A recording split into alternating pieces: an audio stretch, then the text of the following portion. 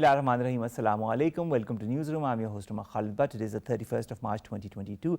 These are the stories that will be under discussion during the course of the show. We'll begin, ladies and gentlemen, with the joint statement of the third foreign ministers meeting among the neighboring countries of Afghanistan. This was, of course, a very important session that was held in China, in Anhui, on the 31st of March, and this, of course, this resolution was taken out, this statement was taken out. Also, we'll be talking about what Shah Mahmood Qureshi Sahab, our foreign minister, had to say during the course of this very important meeting as far as Friends of Afghanistan are concerned, and of course Afghanistan and the future of Afghanistan and the perspective of the neighboring countries of Afghanistan is concerned. This is going to be our first segment. Our second story, ladies and gentlemen, concerns India and the way the Muslims are being treated as well as the journalists are being treated in India. We all know that there are certain journalists that talk very openly as far as the plight of the people, whether it be the Muslims or the other minorities in India or in India illegally occupied Jammu and Kashmir is concerned. Herein, as you can see in the parallel window, Rana Ayub, who is a very prominent Indian journalist, was not allowed to leave India and to go to London to talk about, of course, journalists, and she was to attend a very important conference on journalism, and she was unable to do that because she was stopped at the airport by the authorities. How is the whole community, whether it be Muslims or the minorities or the journalists who are trying to speak the truth about what is happening in India going forward? This is going to be our second story. Then we will be talking about Sri Lanka that has announced 13-hour power cuts from Thursday, and of course this has resulted in a lot of issues economically or otherwise, as also if we talk about the hospitals, with this surge the hospitals are unable to function properly, the operation theatres are unable to function properly, and this is creating a crisis in Sri Lanka. This is, of course, the worst economic crisis since 1948. And then finally, ladies and gentlemen, we will be talking about the NCOC, a very important organization that was created to fight the COVID-19, the pandemic. It is finally closing down today. In fact, it has closed down today. There were messages that emanated from our Prime Minister, from Asad Umar Saab, who is the chairman of the NCOC, whether it be also from Dr. Faisal Sultan. They all lauded the work done by all the members of the NCOC, and how NCOC as an organization was a very important one in order to curtail the spread of this pandemic, that is COVID-19. Let's come to our first story, ladies and gentlemen, and that concerns the third foreign ministers meeting of the Friends of Afghanistan that was held in Anhui in China. A joint statement has been taken out by all the foreign ministers of the countries. How important is for the neighboring countries of Afghanistan to sit down together and try to find out a solution for the future of Afghanistan? More in the following report.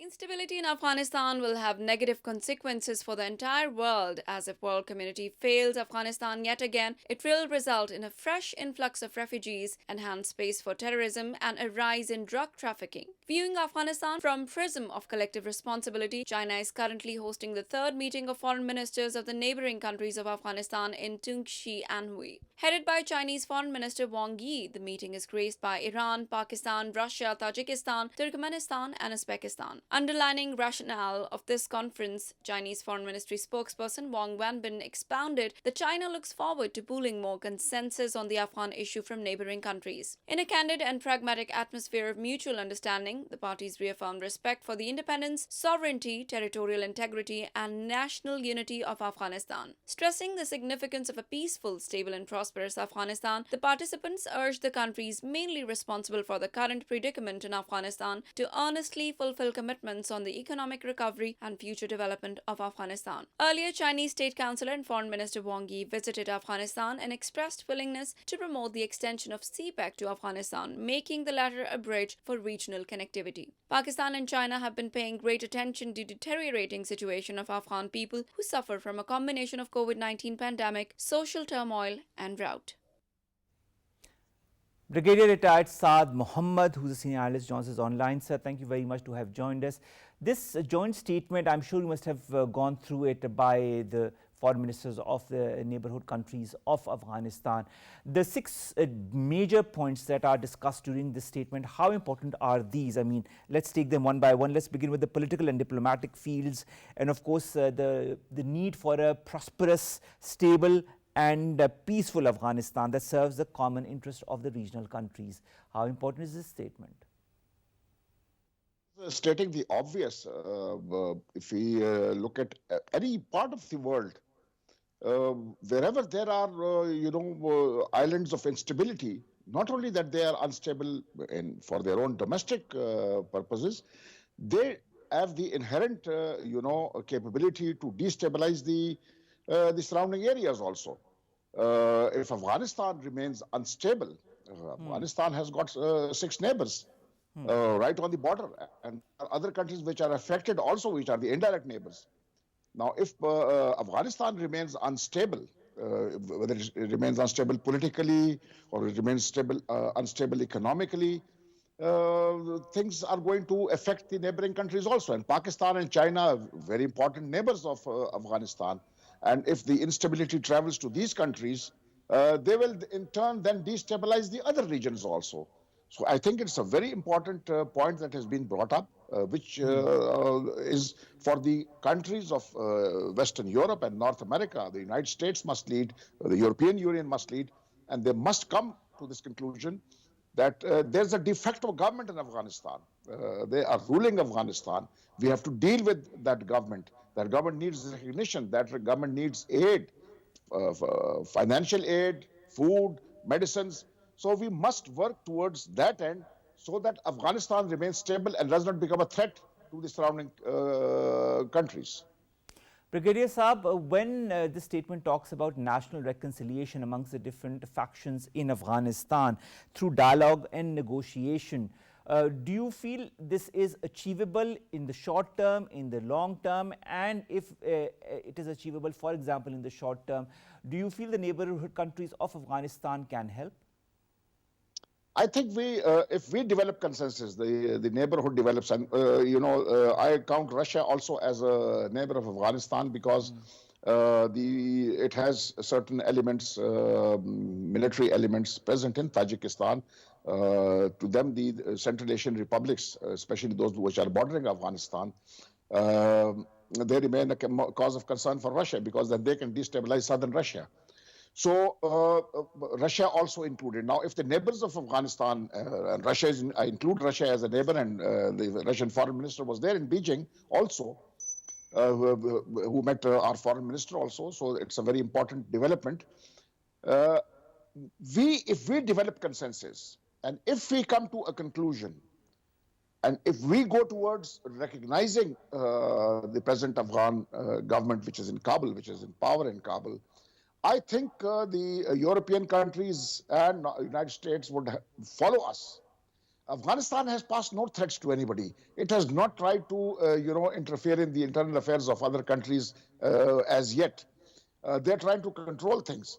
But however, if the Afghan government in Kabul does not have the resources, it is economically, cash-strapped. If it doesn't have the resources to maintain peace and stability in Afghanistan, if the people are dying of hunger or lack of medicines, then this government would get weaker and weaker, and there will be elements all over the world who would take advantage of this and come and make Afghanistan but as their base for terrorist activities. Within Afghanistan also that are trying to take advantage of this current humanitarian or economic crisis in the country. But I'll bring your attention to the humanitarian assistance to Afghanistan. In the statement, in this first part of the statement is also this phrase that I'd like to quote, reaffirmed opposition to attempts at politicizing humanitarian assistance. Politicizing humanitarian assistance, do you feel this is something that is happening as we speak? Yes, it is. If you look at the foreign exchange reserves that Afghanistan had, over $9 billion they held in foreign exchange reserves. Now, half of them have been confiscated by the US government to pay off the effects of the 9/11 attacks. I have no idea how the United States has come to this conclusion that those who were affected by the tragic events of 9/11, their families have to be compensated by a country as poor as Afghanistan. Not a single Afghan was part of those hijackers who, did those terrorist activities of 9/11. Not a single Afghan was there. Now, if anybody has to pay up, there are other countries whose nationals did this. So those countries are responsible to pay for the reparations or, assistance to those families which were affected by the tragic events of 9/11. So All that right, is one way how Brigadier it's Saab, been I'd also politicized. like to ask your point of view as far as this aid to Afghanistan and this aid and the role of the Afghan government in dispersing the aid to the Afghan people. One of the phrases kind of caught my attention in this very first part of the joint statement. It calls on reiterated respect and support of the central role of Afghanistan to distribute and use humanitarian assistance to be rendered by international community to the people of Afghanistan. Do you feel, now this brings me to an interesting question, do you feel that the international community has confidence in the current Afghan government as far as the dispersing of aid to the people in Afghanistan is concerned? To my point or counterpoint would be, what's the other option? Do we have such systems on ground which will be able to distribute evenly and, the aid that comes into Afghanistan, be it food aid or whether it's medicines or it's education or any other field that the assistance comes in? The only sole authority to do that, Afghanistan is a sovereign country, and the sole authority for that and they're available on ground and they have their tentacles on ground from which they can distribute the aid to the entire country. They are the ones who can transport that. So we must deal with the government of Afghanistan when it comes to humanitarian assistance. There's no harm in giving the assistance to the Afghan government so that they can distribute. The Afghan government cannot, such large quantities of wheat come into Afghanistan. What will they do with the wheat? They perforce have to distribute it amongst the people of Afghanistan. And nowhere have they shown that, they have been biased towards any community or any region in Afghanistan. It will be evenly distributed. The Afghan government has the right to do this. It's the de facto government in Afghanistan. They're ruling Afghanistan. They're controlling Afghanistan. So the humanitarian assistance or any other assistance that comes, it must be routed through the Afghan government in Kabul. Now, assistance brings me to point second chapter as far as this joint statement is concerned, and it is concentrated on economic and humanitarian fields, in which they talk of concern of the spread of COVID-19, shortages of medical equipment. We've talked about in the past shows as well, and the readiness to help Afghanistan enhance capacity in healthcare and COVID-19 containment. Role of the neighborhood countries of Afghanistan in this respect to stabilize Afghanistan with the different issues that plague it, I mean economic or humanitarian, and I've just cited two, that is COVID-19 and shortage of medicine. Which of the countries do you feel can be most proactive in this? Pakistan has done its bit, and I think it has done beyond the capacity of Pakistan. Whether it was in providing humanitarian assistance, and that assistance including food, and it included medicines also. Pakistan has gone out of the way to allow the Indian wheat to pass through Pakistan and reach Afghanistan. India does not give that facility to Pakistan to trade with Bangladesh or with Nepal that way. But we allowed it. We allowed it just because Pakistan felt for the poor people of Afghanistan who are going hungry. The other important countries that are in the neighborhood, and they are quite well off, and they must come forward, and they are China, they are Iran, and they are Russia. These countries have the capacity to provide this assistance that you are talking about, especially in Russia and China, can assist in the COVID-19 pandemic, which is, in this area now.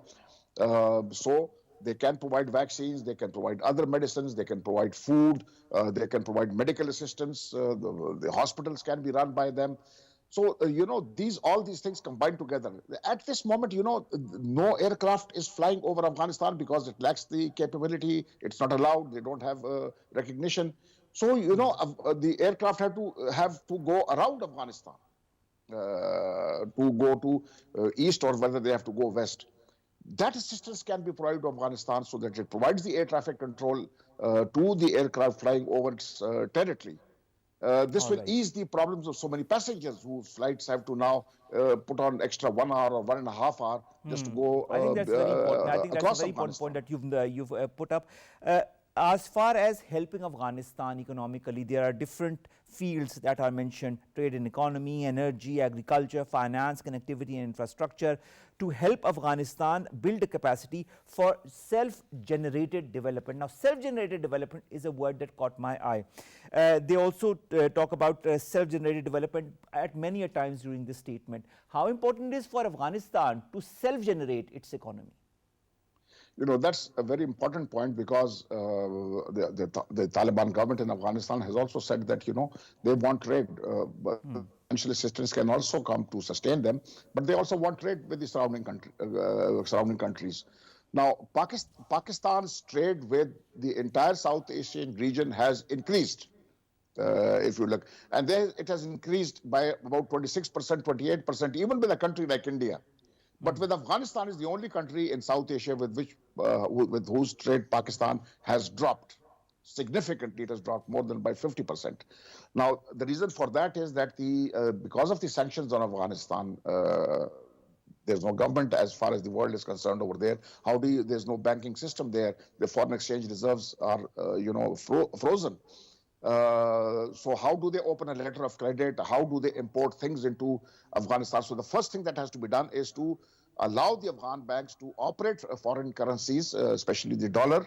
The funds that Afghanistan holds abroad, they must be released to the Afghan government so that they can jumpstart the economy. Afghanistan has the capacity to self-generate. The minerals that are available in Afghanistan, the stability and the security that Afghanistan provides. Just the lithium is worth trillions of dollars. The lithium in southern Afghanistan is worth trillions. The chrome that is available in southwestern Afghanistan has huge potential. Fruits have huge potential. The carpet industry has a huge potential. The dry fruit industry has huge potential. The olive industry has huge potential. Now, this will self-generate the Afghan economy, provided that sanctions that are imposed thus far on Afghanistan are lifted. In this whole context comes the visit of Wang Yi to Afghanistan that happened a couple of days back, in which it was reiterated that China is very interested in extending the Belt and Road Initiative or the China-Pakistan Economic Corridor to Afghanistan. Do you feel that could be an important step when and if that happens? Yes, that's very important. And Pakistan has also all along been saying that for CPEC to become more viable, a country like Afghanistan needs to become a partner in CPEC. Now, if you look at Gwadar, this is the easiest route to southern Afghanistan and western Afghanistan, while the other one is going through, Pakhtunkhwa, Torkham onto Afghanistan, and then you go into western Afghanistan. That's a longer route. So Gwadar plays a very important role in the future in Afghanistan. If you just look at the geography of the area, Pakistan and Afghanistan together form the hub in this area. And if Pakistan and Afghanistan become partners in improving this trading hub, it can become the crossroad of major trading activities in the entire South and in the West and West Asian region. Brigadier Saab, another very important chapter of this joint statement is counterterrorism and security for the Afghan region and how it could impact the neighboring countries. We all know how China has been talking time and again about ETIM and that Afghanistan should take the necessary measures. We all also remember the statements that had been taken out by the Afghan Taliban's government, in which they had pledged that no such activity will be used from within Afghan soil against any neighboring country. When organizations such as ISIS, Al-Qaeda, ETIM, TTP, BLA, Jandullah, Jaish al-Adi, Jamaat, Ansarullah, IMU, other terrorist organizations are cited by name in the statement, and it is said that they should not be given any place on the Afghan territory. Do you feel that Afghanistan can do it on its own? Afghanistan shows the intention that it will not allow its soil to be used for terrorist activities against other countries. That has been part of the Doha Agreement, Doha 29 February Agreement. And they have all along stated this position also off and on, that they will not allow Afghanistan to be a hub of any terrorist activities against anybody, anywhere in the world. They have suffered a lot because previously some people took advantage of this hospitality the Afghans had provided to those people. Now, Afghanistan can only do so if it is given the resources to combat these very powerful terrorist organizations. Now, four of them are very powerful. The others are minor ones. Four of them are very powerful. One affects China, that is ETIM, that is Eastern Turkestan Islamic Movement. The Islamic Movement of Uzbekistan, which affects Central Asia. The TTP, which affects Pakistan. And then you have the Islamic State, which not only threatens Afghanistan and its surrounding countries, it also threatens the greater Middle East. So Afghanistan needs resources. It has shown its intent, but we must give it the capability to fight these terrorist forces. And that can only come if recognition comes, if aid comes, if Afghanistan is allowed to trade and they are allowed to generate resources so that they can pay for their security through their own means and combat these people. All right, Brigadier Sahab, also it talks about the Afghan parties to safeguard the security and legitimate rights of the foreigners that are currently in Afghanistan and that could come to Afghanistan in the future, as well as the foreign institutions. And of course, that includes the United Nations that is still there in Afghanistan as we speak. And also readiness to strengthen counterterrorism and security cooperation among the neighborhood countries. And that concerns, of course, Afghanistan. These 2 points, how interlinked are they? And how important is it also for Afghanistan to ensure the safety of organizations that will come and, of course, invest in it in the future? You know, Afghanistan today is more secure than it has been in the last 20 years, despite the presence of, at one time when the strength was around 150,000 NATO troops in Afghanistan, and there were 300,000 Afghan national security forces. They could not maintain the security that has been given by this Taliban regime, which is cash-strapped. Today, Afghanistan, one can travel throughout the length and breadth of Afghanistan. There's no security threat. There are no kidnappings. There are no murders. So Afghanistan is more secure after 15th of August. Now, if we provide resources to the Afghan government, they will be able to provide more security to anybody who wants to come and invest in Afghanistan. And as I had mentioned earlier, Afghanistan has huge potential.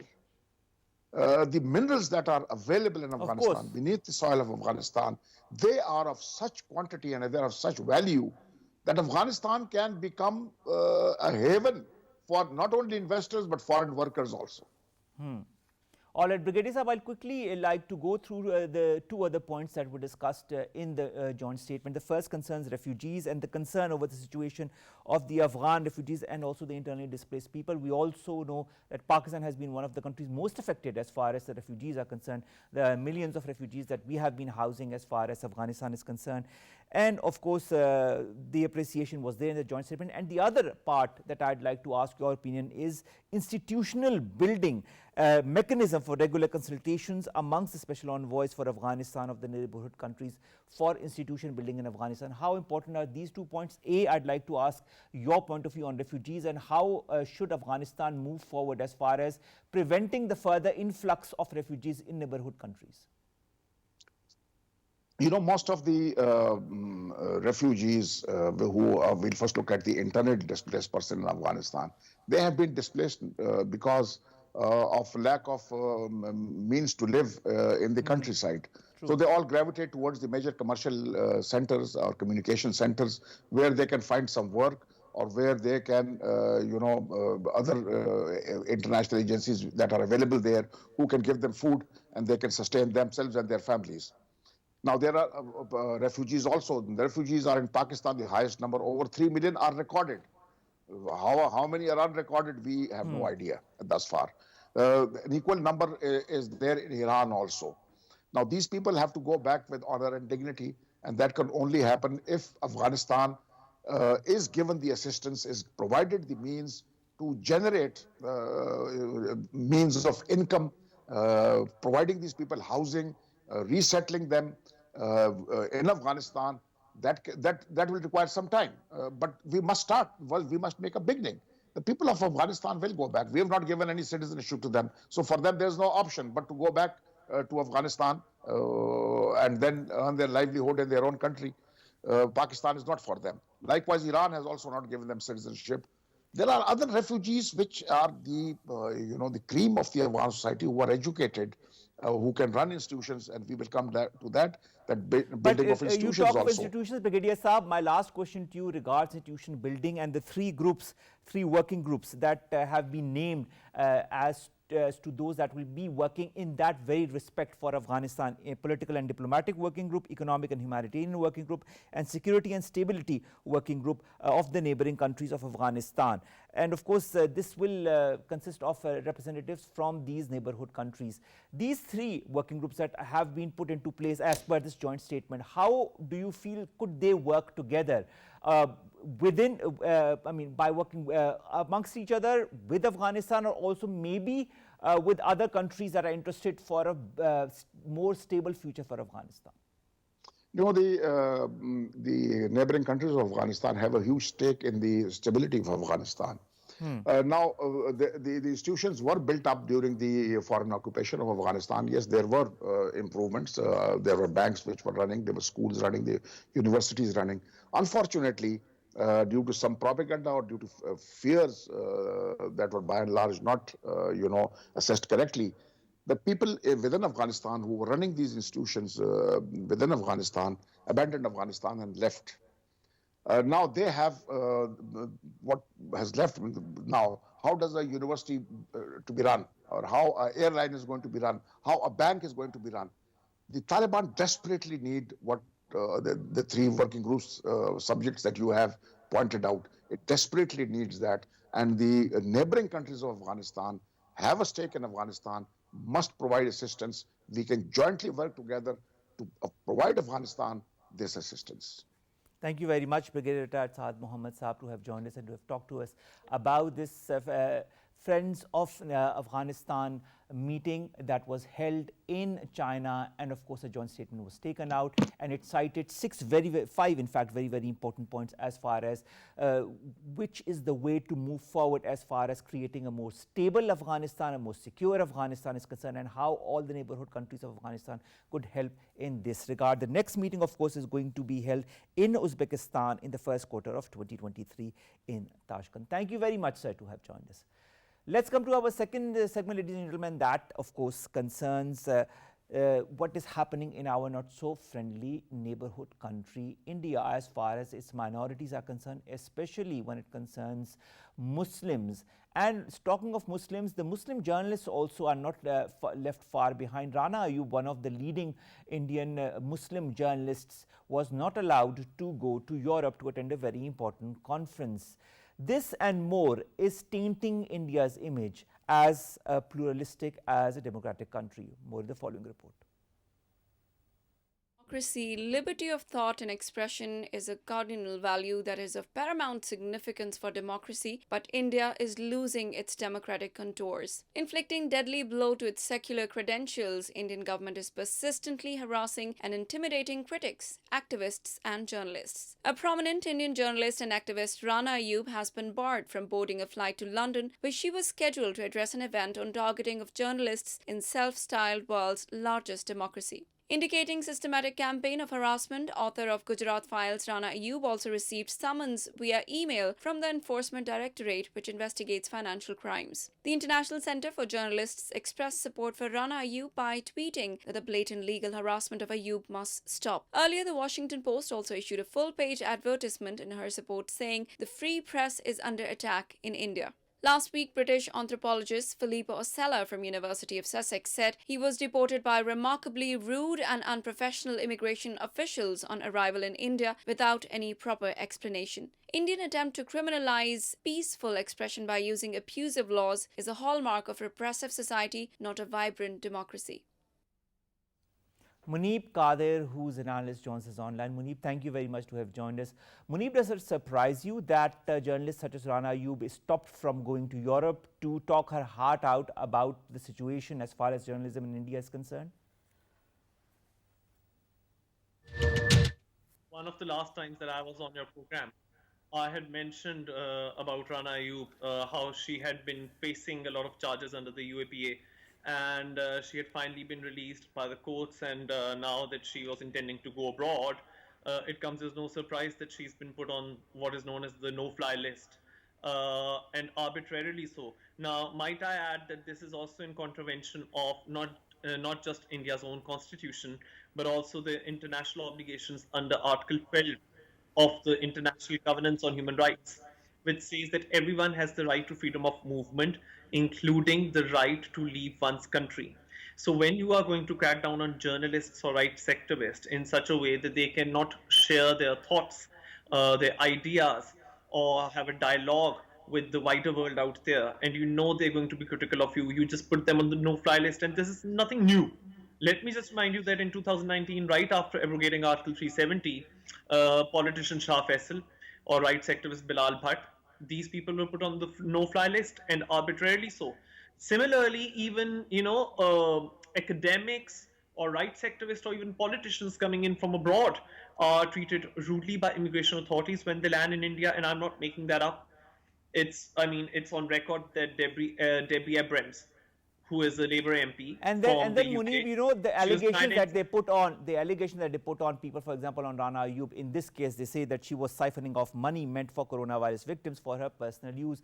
I mean, such baseless accusations, you know, and then you, labeling journalists who are saying the truth, who are trying to portray the true image of what is exactly happening in India, are being silenced. And not just journalists, Muneeb, and you know that very well, even politicians, even human rights activists are jailed, are silenced. When we talk of Kashmiri activists in Indian illegally occupied Jammu and Kashmir, their voices are also silenced one way or the other, and the whole process continues to date. Will there be at any moment, Muneeb, some kind of a pause or a stop or some kind of a pressure tactic to prevent the Indian government to continue with such measures?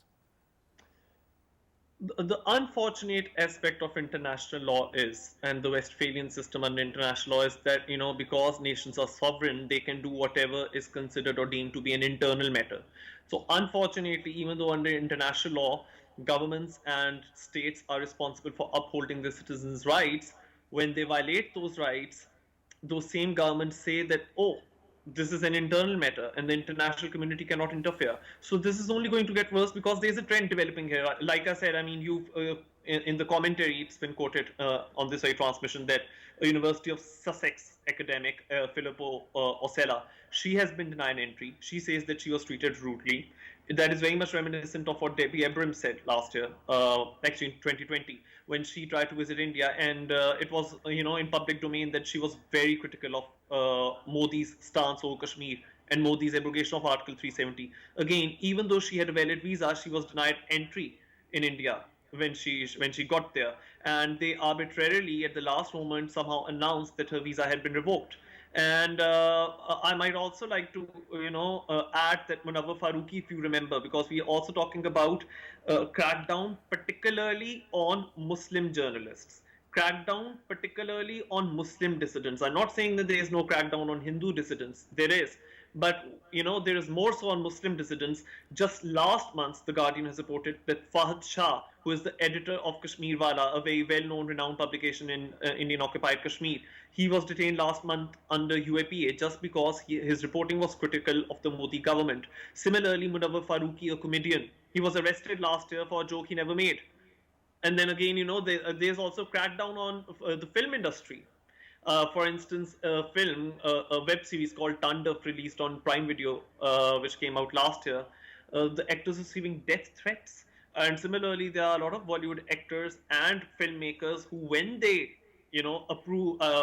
express their disapproval of the Modi regime and their policies, particularly towards the farmers who are protesting, there were income tax raids on them. So when there are these fabricated allegations of money laundering, or that she's trying to profit, Rana Ayub is trying to profit from COVID funds, or when you come up with income tax rates on dissident Bollywood filmmakers or actors, name whoever you could, there is a trend and there's a pattern, and you can see that the international community can do absolutely nothing about it. One last comment. In fact, when very well-known, renowned personalities from the international community, people like Rihanna or even Malala, whenever they have criticized or they do criticize Modi's policies, when Rihanna commented on and was critical of what the Modi administration was doing to the Indian farmers, just see the backlash that she received. They were burning her refugees. So I mean, they are not even kind to people who are outside, not even living in India, who are not even present on Indian soil. So people who are present on Indian soil, they are very much endangered. But Muneeb, you They know, are being silenced. the extremists go to such an extent in India that they call those who are trying to tell the truth, say the truth, or stand up for their rights, that they are anti-India and pro-Pakistan, and that they should move to Pakistan if they continue talking in this manner. And that includes Rana Ayyub as well. Right. This kind of segregation that has been propagated by this current Modi regime, what kind of solution do you foresee, or do you only see more and more of such incidents happening in the future?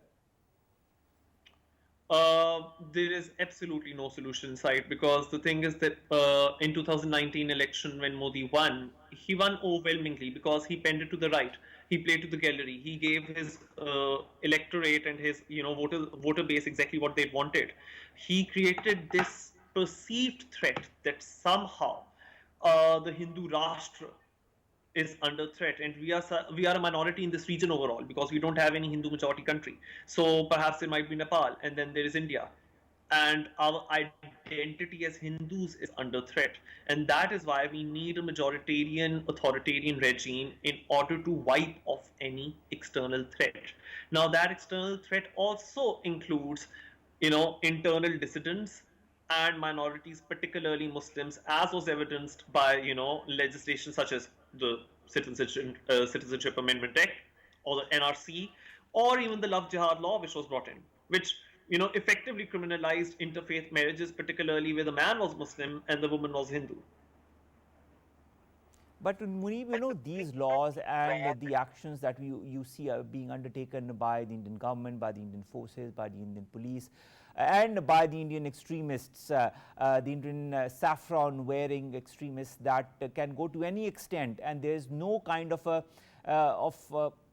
pause or a stoppage of their activities by the government that is currently in charge in our neighborhood country. I mean, do you see any hope in sight, whether it be through the United Nations, through the West? Because, of course, the West is turning a blind eye to it, and we've talked about this in the past as well. The different laws and whatever is happening is very out there, is quite open, is shown on social media, is shown through the comments of important people. Nevertheless, we don't see any comment coming from the West asking India to refrain from continuing such activities. Are we also seeing a complete segregation or an implosion of society within India? The interesting aspect to this is that the international community does not usually condemn those countries despite being aware of the human rights abuse when their interests are aligned. Now, I'm not saying that India's interests are very much aligned with those who exercise power within the Security Council or the P5 as we know them. India somehow, its narrative is that it's non-aligned with any one particular country. So, for instance, in the Russia and the Western Bloc standoff, India is claiming to be neutral. But at the same time, they have never been at odds with the United States of America per se, or with the European Union on the face of it. So, and even this MP that I named from the Labour Party, she was from the opposition party. But those who are wielding power within the international community and the Western Bloc, India has never had been in any confrontational situation the way that Russia or China have been. If that ever happens, if India, for example, ever tries to challenge the hegemony or the unipolar power that America exercises, or the Western Bloc they exercise collectively, or the NATO countries exercise, perhaps that is when they are going to shed light on the human rights abuses going on in India. But up until that time, these things are being brushed under the carpet. I mean, when the farmers' strike was going on from the end of 2020 to the beginning of 2021, was Boris Johnson not planning a visit to India? Did Donald Trump also not, visit India in February 2020 when the CAA protests were going on and when more than 50 people were killed in India, and majority of them were Muslims? And even now, I mean, where's the condemnation when Ajay Mishra, who is a minister, who is a union minister, his son's convoy ran down at least 4 farmers, killing them in the process?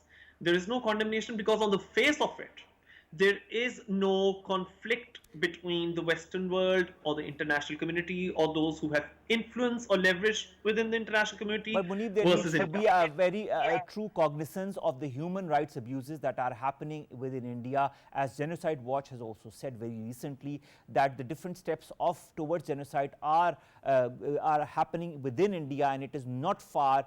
India is not far from a total genocide. When also you see what is happening as far as the Rohingyas are concerned, and the US finally acknowledging that what happened to the Rohingya Muslims is in fact genocide. I really wish, I hope, and I pray that the US and other Western countries also acknowledge the fact that whatever is happening within Indian illegally occupied Jammu and Kashmir and within India as far as the minorities are concerned should also be considered as genocide. Thank you very much, Muhammad Muneeb Qadir, to have joined us, political analyst, to have talked to us about the way the Muslims are the minorities and the journalists who try to speak their voice, the voice of truth, are curtailed, are stopped, or are made to go through measures that hinder and that render their normal lives useless. And just one of the examples is what happened to Rana Ayub when she was trying to go to Europe. Let's come to our last two stories, and the first concerns Sri Lanka, that has announced a nationwide 13-hour power cut. We all remember that from a couple of years back in Pakistan as well, when we used to have power cuts 1 hour after the other. Nevertheless, from Thursday, Sri Lanka has announced 13-hour daily power cuts, and more hospitals have suspended routine procedures because of that. Because if there is no electricity, how can you expect the machinery, the government machinery, the economy, or hospitals to work in a proper manner? Now, this is the worst economic crisis that has engulfed Sri Lanka since 1948, and of course this has been sparked by a lack of foreign currency to pay for even the essential imports. We really hope that Sri Lanka comes out of this crisis, and we hope that whether it be the shutdowns in electricity or whether it be the economic issues that are engulfing Sri Lanka slowly and steadily, that they'll come out of it and they'll emerge victorious. Let's come to our last story, and that concerns an organization that has worked diligently as far as this pandemic, that is COVID-19, is concerned. The NCOC, the National Command and Operations Center, finally closes its doors today. Whether it be our Prime Minister Imran Khan or the Chairman NCOC, Asad Umar Sahab, or Dr. Faisal Sultan, who is a Special Assistant to the Prime Minister on Health, all have sent special messages for the NOC on the way the NCOC, of course, worked non-stop, sometimes even 24/7, to prevent further spread of the pandemic of COVID-19 within Pakistan, and they have succeeded in this. Whether it be the different waves, Pakistan was in a much better state than the other neighborhood countries, even such as India. And now recently the positivity percentage has really gone down, and that is the reason why the NCOC is finally closing down, and the mantle is being given to the Ministry of Health. Now, the minister, I'd like to quote what the Minister Asad Umar Saab said. He said he felt immensely proud of the praise the country had received for its response to the pandemic from global agencies and personalities. And our Prime Minister Imran Khan quoted, "Today, as the NCOC closes down, I want to congratulate the NCOC team and its leadership for a professional, nationally coordinated response to the pandemic." He added that as a result of our COVID response was recognized by the international agency, something that Asad Umar Saab has also said, and the people in the field as one of the most successful globally. Congratulations, NCOC, to have gone towards that mark. And as you close down today, you are an organization that we will remember forever for the hard work that you and all the partners and all the people that work within the organization did in order to prevent Pakistan from being a country extremely engulfed in this pandemic, that is COVID-19. With that, ladies and gentlemen, we come to an end of today's newsroom. We'll see you inshallah tomorrow with news story segments that pertain to you, us in Pakistan. Continue staying safe and following the SOPs. Allah Hafiz.